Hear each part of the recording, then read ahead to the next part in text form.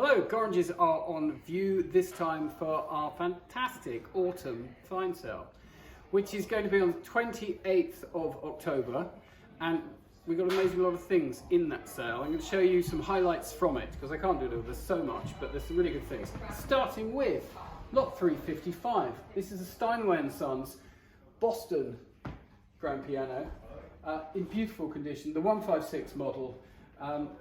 Google these, you'll see them online being retailed at sort of £20,000-30,000. This one comes from a deceased estate, very good condition, a little bit dusty, but otherwise marvellous. Lot 355, just in an estimate of 2,000 to 3,000. I think it might go on a little bit more, down to the sort of piano players. Quite a few people have been in, giving it a good old going over on the keyboards and enjoying it. Yeah, lot 355, good start there. Now, otherwise in this sale, lovely collection of oak come through our Tunbridge Wells office. A whole mixture of joint stools, side tables. If you slide around here, we've got, this isn't from that same job funnily enough, but from another property, but a rather nice food cupboard there, 17th century, lot 276. I think this is gorgeous. This is from the Tunbridge Wells job, lot 282, a coffer back, lovely colour, super size. Look at the way the hinges work. They don't actually, it doesn't actually have any metal involved. It just hooks in under there and shuts down rather nicely. Then with this drawer down the bottom, no handle to it, it's rather lovely, and it has been mucked about with over the years. Estimate 500 to 800, lovely little thing. Elsewhere, rather nice primitive armchair there, lot 256. Various joint stools showing behind me, all sorts of goodies. A couple of good refectory tables in the sale. At the back here, this great big German cupboard, sitting next to a rather lovely, probably Irish Georgian wing armchair. And then we're travelling further abroad here, this sort of Ceylonese cabinet over this side, and then we're off to Italy with this Venetian painted pine toilet mirror. So some really good bits of furniture, bit of contemporary art for you. This is Andrew Crocker, interesting work, lots of it. Same day, same as is the title, or something along those lines. This curious character falling through space, rather interesting that. Again, Google him, lots comes up, very active contemporary artist. We'll go upstairs and see what else is in this sale, passing this rather lovely little oak coffer as we go by with this sort of Renaissance style strapwork carving to it. And we drift upstairs past these chandeliers, which are in the weekly sale, not the fine sale. So back upstairs, looking at the smaller items, so what we call the small, starting with ceramics and glassware. Look at this lovely Charles Vyse pottery figure there. That is lot number 80. Charles Vyse specialised in these lovely painted pottery figures of sort of fairground characters, gypsies, gardeners, that sort of thing. And they're beautiful things, very popular. Next to it, we've got some Lalique, this Chardon pattern glass vase there with a more modern Lalique vase next to it. Lots 82 and 83. A few other bits of Lalique in the sale. Something very modern and contemporary is this part dinner service by Hermes, Toucan's pattern. There we see it, lot number 89. And again, you've got a tureen and some bowls and serving plates and various other items. Not a complete service, but even got the menu holders included. So interesting lot. That's not something we see every day. Drifting past lead garden figures of Mercury and large Maiolica jardinières. Rather splendid tray here. This is Chamberlain's Worcester. Large porcelain tray, beautifully painted there. And it's titled on the back, Hyde Park Corner. Has seen some restoration. It's still a good looking thing. Lot number 109. Into the Asian works of art. Again, Dan's been very busy with those.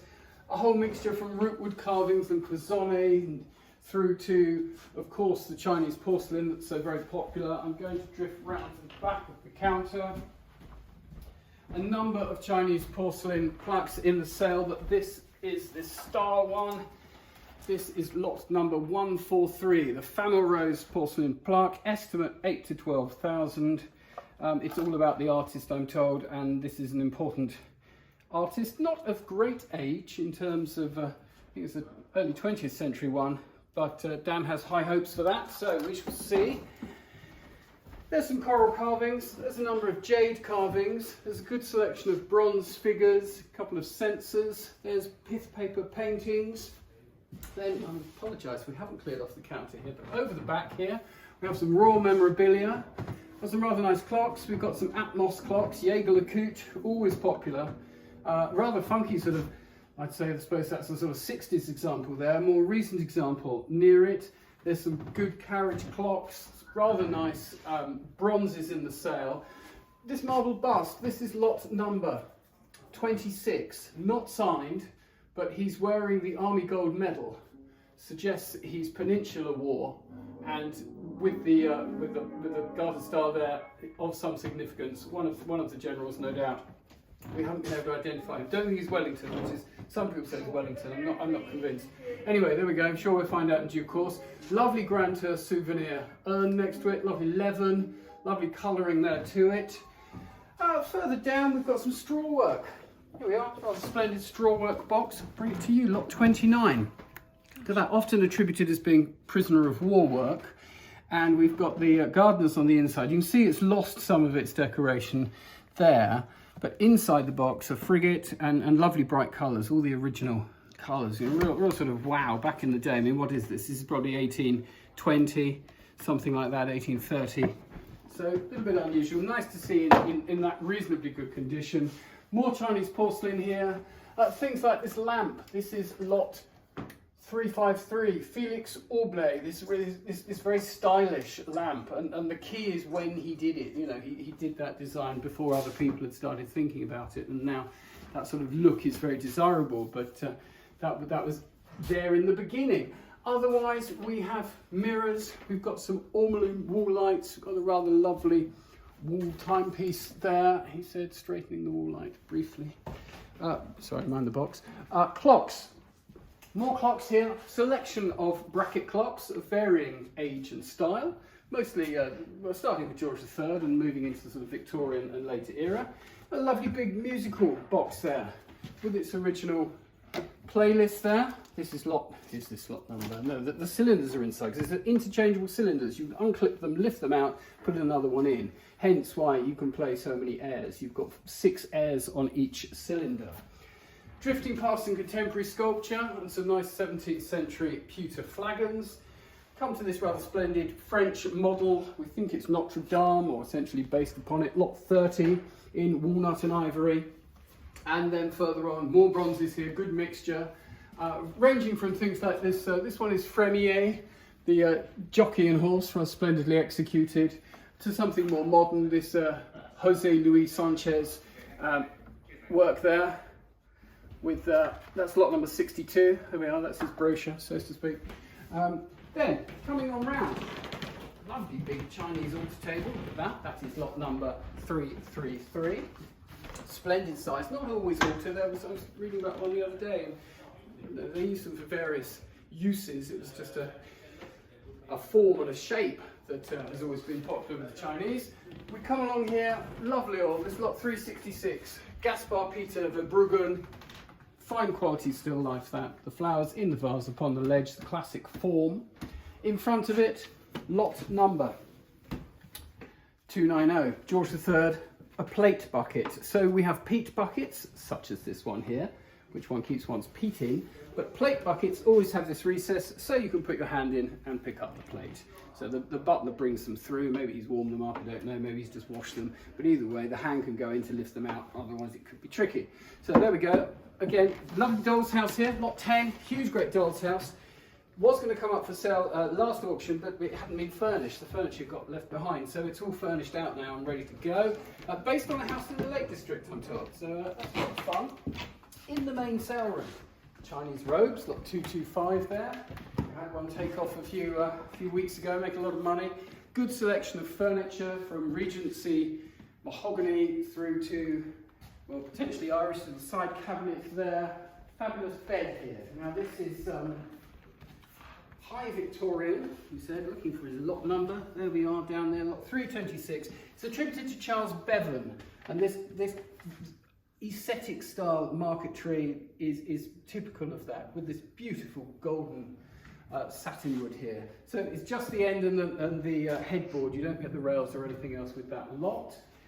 Behind me we've got some rather splendid Georgian gilt wall mirrors. Serpentine chests. There's 2 or 3 in the sale. This one is lot 298. And it's rather interesting. We talked about these before. You get the lovely serpentine form to the front. Serpentine top, but the sides are straight. There was a bit of economising going on that day when he was ordering his mahogany chest on that one. We'll show you another one later perhaps that's slightly different. Another nice smart straight front chest there. That is lot 309, another George III chest. Lovely colour. Colour's really important. Make some colour and pattern make big differences to collectors and everybody else who appreciates such matters, I guess. We will like our patination on our antiques. At the back here, this is some classic item that we don't see so often these days. Lot 348. This is Edwardian, what's called a Carlton House desk. And this one is Edwardian. Sometimes they're painted, or painted with flowers and the like. Other times there's more inlay. This is satinwood banded mahogany, nice quality with all the little sort of drawers and fittings and what have you. Those used to make a lot of money. A lot of things used to make a lot of money, don't so much these days, but I think it does still make good money. These Edwardian letter boxes. Now, where's the lot ticket? Well, the lot ticket's gone astray, annoyingly, but it's in the catalogue. One searches hopefully under postbox and you'll find it. Rather nice thing that you see reproductions these days. This is a 100% genuine Victorian example in really lovely condition. Look at that lovely bit of old leather inside there, gorgeous. And that's going to be, I think it's got an estimate £2,500 to £3,000. Lovely thing that. Another serpentine chest. This one doesn't have the serpentine top. There we are, straight-sided serpentine chest, still a good colour. And then, running through to the picture gallery, we can look at some pictures and some silver. So pictures, I was drifting to the gallery and then I spotted this one, and one of my favourite pictures, paintings in the sale is, this is lot 376. Came in for sale, Edinburgh Castle with what's thought to be the Worcestershire Regiment below, although based on what they're wearing I'm not entirely sure about that. Looks more like Scots Guards to me, but anyway, lovely painting. And then hidden down here, we sort of buried half under the frame, McEwan. W. McEwan, the artist, with a date round about, from memory, around about the 1830s. If you want a view of Edinburgh Castle, I think you've got to go a long way to do better than that. Nice condition. It's been relined at some time in the past, but it's ready for a bit of a clean now. Looks like the original frame. Handsome thing. We've estimated it 12 to 1800. I think we'll walk on a little bit more than that just because it's such a good image. What else is a good image in the sale? Well, all sorts of images. Lovely collection from Shoreham by Sea, no less. A collection of 40 Victorian paintings. And the gentleman concerned was a Mr. Caffin. I think I can be fair enough to say that. He collected works by Caffin, the landscape painter. And he also liked paintings of sort of Victorian genre paintings and these sort of portraits of young ladies. So we've got the flower seller, we've got the fruit seller, we have the orphan there by Hemsley. There's a Finnish one here, but different. This is lot 396, Ida Silverberg. Not the most expensive of things in the sale, but it's just reflecting the variety that we've got. Chairs, we've got chairs. We've got lot 1. This is a Prince of Wales investiture chair. So if you were invited, you were given the chair afterwards. And equally, Queen Elizabeth's coronation, if you were invited, you were given the seats you had. Some of them are more like chairs, and most people got a stool. But you got your seat, and this is one of them with the original fabric. And you look underneath and you get the coronation stamp, all importantly. So there's a pair of those in the sale. These are rarer, not so many people went, I guess, or were invited. So slightly more valuable lot 1, 3 to 500 on that. Talking of royal chairs, how about this? This is Victorian, oak framed, kind of fun with the upholstery and an aesthetic feel to it. But what makes the difference here? On the back, we've got the VR stamp. So it's come from the Royal Collection. Probably not the, not the ballroom, one of the sort of back rooms perhaps, but smart chair, said to be Gillows, but I haven't seen the stamp on it. Can't see the stamp, we don't say it is. A number of these nice garden benches in the sale. You'll see those, just Google cast iron. 251 is one of them, there are several lots in the sale. They're good things, very popular. Cracking great Regency dining table here with a set of 14 chairs around it. Separate lots. The chairs are lot 320. seen some life, seen a bit of fading, but essentially very good condition. Covered in all our great silverware. Roger's been very busy with that again, ranging from Victorian tea sets to George VI trays. Amongst probably the more desirable items, lot 627. And why are these desirable? They're silver with perspex tops. What's it all about? Well, the key is the maker, Gerald Benny. Very, very desirable. Typical for this sort of textured finish on his work. And with these, you can use them as wine coolers. They've got the nice hardwood bases, or you put these in and then you can have your white wine chilled as well. So multi-purpose, estimate 1,500 to 2,000. There's a nice pair of pepper mills in the sale by Benny as well. Otherwise, Chinese interest, 604, this Chinese silver Coro. Needs a good buff up, but rather nice thing. That came into us with the handles at the bottom of the box, and we sort of dug them out and found them and put them on. Gives it a nice look. Behind our photographer, a selection of works, Lowry's. These Lowry prints just keep on making money, but when the originals are making millions, I guess the prints don't look too expensive. This is lot 543. Station Approach it's called. We've got a 2,000 to 3,000 estimate upon it. If you're a Lowry print fan, then you'll love that, I hope. Next to it, Fred Yates. What fun. Look at that. I mean, it's sort of squeezed out of tubes. It's beautiful, the impasto in this work. It's an oil on canvas. See it wobble. Lot 542, estimate 2,000 to 3,000. It's called the Whitechapel, which was just up the road from where he was living in France. Again, fair bit of interest. Already have phone calls about it, pleased to say. We drift past some Frank Wootton oils, Glyndebourne, Horse and Hounds, or what have you, and others. Past some Fred Ulrich, and come across here, a bit of sculpture perhaps. How about lot 535? This is Andre Wallace. It's in Portland stone, seated figure, estimate 3,000 to 5,000. Got a nice clean look to it, I would say. Something local, view of Chanctonbury Ring down in Sussex. Could do with a good clean this. This is lot 460, it's by George Henry. And look at the size of it, wonderful, great big oil. And that's going to come up really well with a clean. Across the back here, we've got Henry Moore over there. We've got caricatures of Prince Charles. We've got Edward Seago watercolours. Billy Waters, lot 491. Not such a big name, but I think that's a good thing. I suspect that's going to do well. There's a good clean in it, but I think that's sort of what the market wants at present. Silver cabinet here. Lovely collection of silver spoons, apostle spoons, seal top spoons, various early spoons in there. And then other things like those lovely butterfly menu holders, like 564, they're great fun. Good lot of jewellery as well. Haven't got the jewellery up here, it's all locked away for security, but we've got some really nice jewellery. Have a good look at it.